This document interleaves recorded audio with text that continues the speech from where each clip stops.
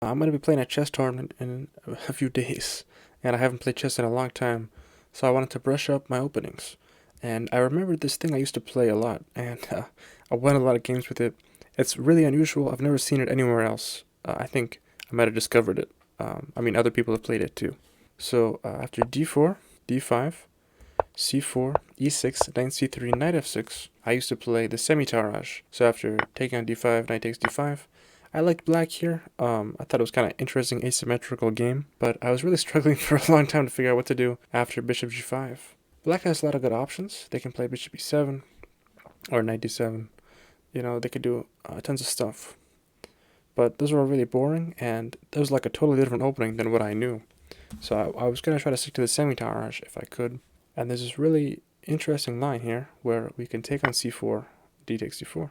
So white can try to decline it with e3, but this seems like a really weird move. We take the pawn, and we're kind of allowing white to take the full center with e4. And when you play this, it's very important. You have to look confused.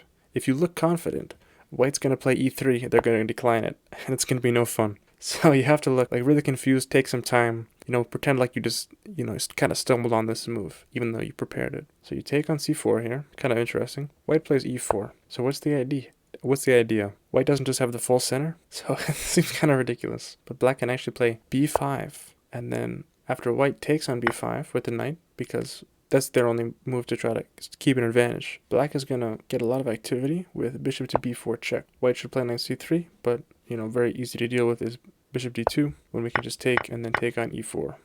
And if queen to f4, we go knight d6, and then, bishop a6, for example, here, and black is totally fine. So after the check, white should block with knight c3.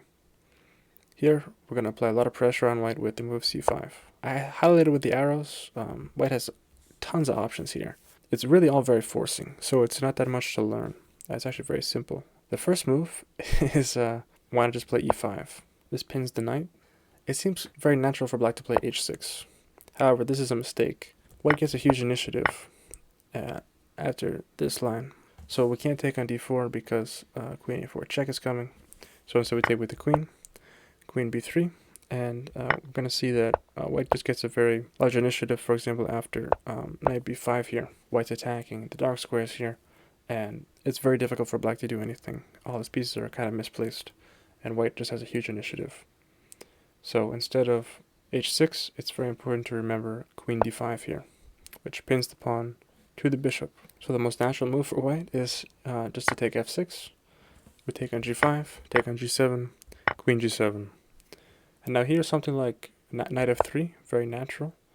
We give black a lot of pressure. You can see the center's kind of falling apart. We might have pressure on c3 as well. For example, one line is knight c6, bishop c4, taking on d4, bishop b5, hitting the knight. And now black at castle, which seems kind of strange, but white's going to take on c6. We take on c3. Now we have this threat of discovered check. So white's going to castle as well. We take on b2. They take our rook, and we hit their rook, and then they go rook b1. Take, and then we protect our passed pawn, and black's much better with this pawn here.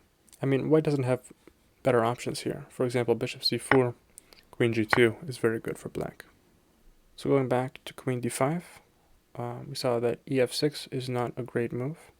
What else could white try to do here? Because black has a lot of activity, like they can go knight e4, they can take on d4. There's a lot of things happening for black. So white has to play actively. So maybe white's only real try here is queen a4 check, when we block with our queen on d7. And this is good because, if they go back, we've got ourselves out of this pin. So we could go, knight d4 or knight d5. So they probably should take us. And then we could take with the knight, which was attacked. And then castle queenside. And black gets a lot of pressure here on the light squares in the center. And there's, more stuff, I guess, but this is I'm trying to keep this short. So queen d5 is pretty straightforward. So after e5, you play queen d5. Another kind of forcing line is after d5. So we actually end up gambiting a pawn here.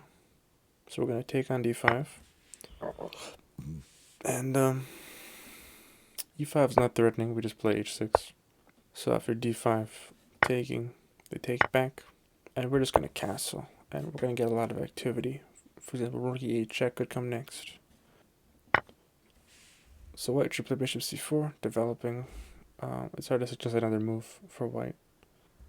This is the most common one by far. So we're going to play h6, attacking the bishop. And of course white has two moves here.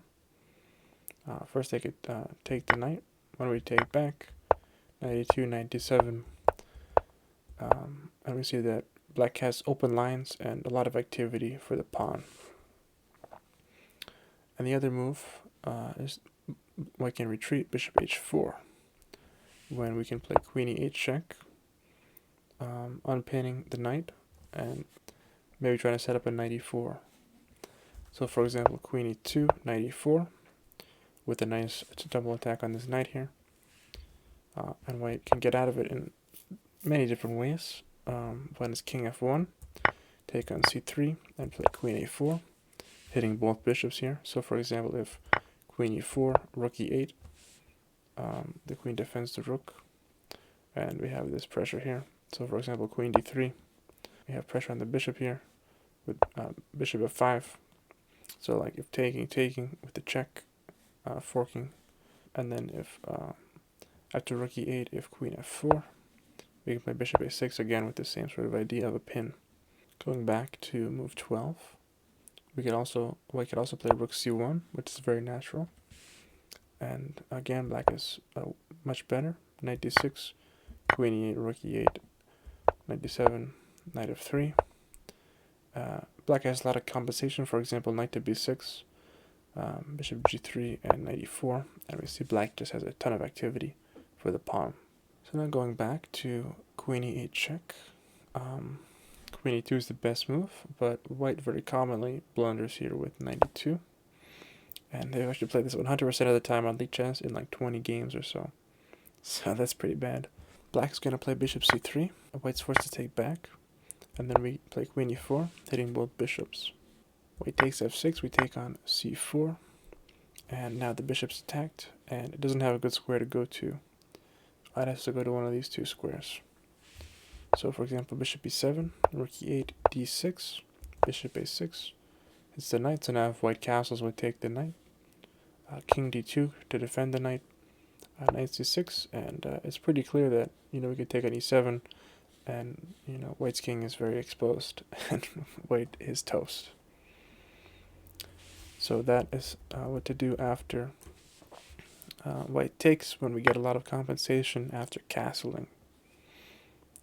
Another move that's very similar, forcing, is taking on c5, when we can play queen a5 to keep the tension. White plays two moves here mostly. They take on f6, we take back, queen c2, bishop a6, defending the pawn, and we want to follow up with knight d7, knight c5, and black has a lot of activity once again. And white can also play bishop d2, when we take on c5 with the queen, castle, and now after white plays e5, we can get good play on the light squares like this, with knight c6 and bishop a6 to follow, and black is totally fine. And so finally, we've covered all the other moves besides knight f3, which is the least forcing move. So maybe it's more difficult to deal with. There's a lot of possibilities. Black just keeps developing with knight c6. And again, we see all the same moves presented to us here. So for example, d5, we can take, and now we can take with the queen. And every game has continued bishop f6 here. Queen e6 check. Queen e2 is the best move. We can take on f6, take c3, and then play knight e5 when black is fully equal. There's not even a material imbalance. This is a very interesting endgame to get. If instead of queen e2, white plays bishop e2, we take on f6 with the queen, and it's a similar story of taking on c3 and castling. So for example, bishop c4 here, bishop g4, bishop e2, and the engine wants black to go rook a8, rook e7, and then rook d8. Queen c3 is also totally fine. Black should be holding here with no problems. Queen d5 is more challenging, trying to hit this knight and the rook and the pawn. Black again plays bishop g4. After h3, we take on f3. Play knight e5 to hit the bishop. Bishop to e4. Rook fd8. Knight d3. Queen c4 and rook ac8. This isn't great for black, I guess, but it's equal. It's triple zeros, and you definitely won't get this far in a real game. So I wouldn't worry about this line. So now if we go back to the beginning, there's a few ways white can try to deviate. So for example, knight f3 here, we play a6, and this transposes back to a Vienna,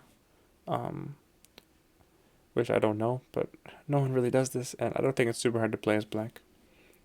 And after e3, black can play a6, and again with like bishop c4, c5. This is actually kind of an important detail, because if you play b5 right away, white has queen f3, which is kind of annoying. Or maybe it's not queen f3, maybe it's bishop e2 or something, but you want to play c5 first, and then only after white plays knight f3 can you play b5. But the only other critical sideline I'd like to show is, so we take on c4, white plays e4 to challenge us, play b5, and then instead of taking the pawn, white plays e5. And this is totally fine for black, it's very comfortable. We can just play h6. So after bishop h4, we just play g5. They take us, we take back. Queen f3 hits the rook.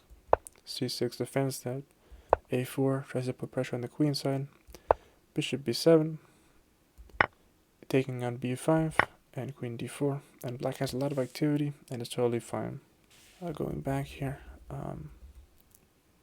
instead of bishop h4, white has one tricky move here in queen f3.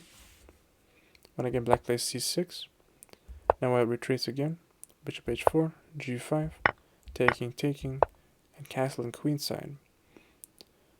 Here black should play a knight d7, and it gets a little crazy after knight b5, but black has plenty of compensation. So, for example, rook b8 to hit the knight, so white goes back with the knight. Queen b6 to hitting b2, white defends that, we go h5, and then we develop our bishop to h6. And it's kind of nuts, but black is fine. The white king is kind of weak, and this is the kind of position that I really like playing, so I don't mind this at all.